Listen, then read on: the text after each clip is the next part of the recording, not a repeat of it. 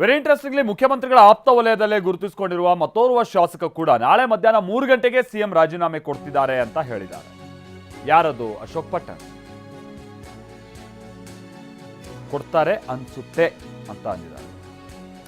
ಬೆಂಗಳೂರಿನಲ್ಲಿ ಶಾಸಕ ಅಶೋಕ್ ಪಟ್ಟಣ್, ರಾಮದುರ್ಗದ ಶಾಸಕ ಅಶೋಕ್ ಪಟ್ಟಣ್ ಕೊಟ್ಟಿರುವಂತಹ ಹೇಳಿಕೆ ಇದು. ನಾವೆಲ್ಲ ಮಂತ್ರಿಗಳಾಗ್ತೀವಿ ನೋಡಿ. ಅವರು ಇನ್ನೊಂದು ವಿಚಾರ ಹೇಳಿದ್ದಾರೆ.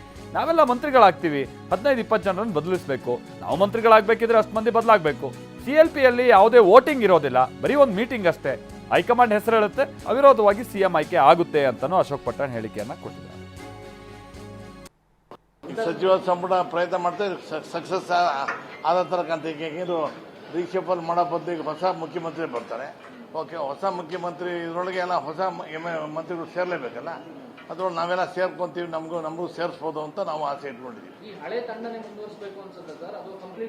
ನನ್ನ ಪ್ರಕಾರ ಹಳೆ ತಂಡನ ಒಂದು 15-20 ಜನಕ್ಕೆ ಚೇಂಜ್ ಮಾಡ್ತಾರೆ ಅಂತ ಅನ್ಸುತ್ತೆ. ಮಾಡಲೇಬೇಕು, ಇಲ್ಲ ನಮ್ಗೆ ಜಾಗ ಸಿಗಲ್ವಲ್ಲ. ಖಾಲಿ ಜಾಗ ಆದಂತ ನಮ್ಗೆ ಸೀಟ್ ಸಿಗೋದು.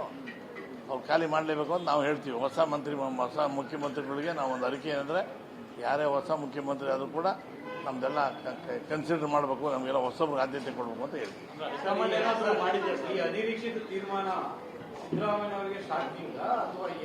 ಸಿದ್ದರಾಮಯ್ಯವ್ರಿಗೂ ಶಾಕಿಂಗ್ ಇಲ್ಲ, ಏನಿಲ್ಲ. ನಮ್ಮ ಪಕ್ಷದಾಗೆಲ್ಲ ಬೆಳವಣಿಗೆಗಳು ಹಿಂಗೆ ಆಗ್ತಾನೆ ಇರ್ತವೆ. ಇಂಥವೆಲ್ಲ ಬೇಕಾದ ಸರಿ ಆಗಿದೆ. ಸಿದ್ದರಾಮಯ್ಯ ಹೈಕಮಾಂಡ್ ನಮ್ಮ ಅವತ್ತಿಂದ ಸಿದ್ದರಾಮಯ್ಯ ಹೇಳ್ತಾ ಇದ್ರಲ್ಲ, ರಾಹುಲ್ ಗಾಂಧಿ ಅವರು ಹೇಳಿದ್ರೆ ನಾನು ರಾಜೀನಾಮೆ ಕೊಡ್ತೀನಿ ಅಂತ ಹೇಳ್ತಾ ಇದ್ರು. ರಾಹುಲ್ ಗಾಂಧಿ ಅವರು ಸಿದ್ದರಾಮಯ್ಯ ಅವ್ರಿಗೆ ಹೇಳಿದ್ರಂತೆ, ರಾಜೀನಾಮೆ ಕೊಡಿ, ಬೇರೆಯವ್ರಿಗೆ ಅವಕಾಶ ಕೊಡಿ, ಆಯ್ತು ಅಂತ ಕೊಟ್ಟಿದ್ದಾರಂತೆ. ಯಾರಂತೇಳಿ ನಮ್ಗೇನು ಗೊತ್ತಿಲ್ಲ, ಎಲ್ಲ ಹೈಕಮಾಂಡ್ ಅವ್ರಿಗೆ ಗೊತ್ತಿದ್ದು. ಮೋಸ್ಟ್ಲಿ ಇನ್ನು 2 ದಿನದಾಗೆಲ್ಲ ಕ್ಲಿಯರ್ ಆಗುತ್ತೆ ಎಲ್ಲ. 100% ಆಗ್ಬೋದು ಅಂತ ಇದೆ, ನಿರೀಕ್ಷೆ ಇದೆ. ಇಲ್ಲ, ಇದೇ CLP ಕರೆದ್ರೆ ನಾವೆಲ್ಲ MLA ಒಗ್ಗಟ್ಟಾಗಿರ್ತೀವಿ. ಇನಾನಿಮಸ್ ಆಗಿ ಒಂದು ಹೆಸರು ಬರ್ತದೆ, ಪ್ರಪೋಸ್ ಮಾಡ್ತೀವಿ, ಆಟೋಮೆಟಿಕ್ ಆಗುತ್ತೆ. ವೋಟಿಂಗ್ ಗಿಟ್ಟಿಂಗ್ ಏನಿಲ್ಲ, ಎಲ್ಲ ಮೀಟಿಂಗ್ ಕೇಳ್ತಾರೆ, ಅವಿರೋಧವಾಗಿ ಒಬ್ಬನ ಎಲೆಕ್ಟ್ ಮಾಡ್ತೀವಿ. ವೋಟ್ ಹಾಕಿರೋ ಅಂತ ಪರಿಸ್ಥಿತಿ ಇವಾಗಿಲ್ಲ, ಇಂಥದ್ದೇನಿಲ್ಲ.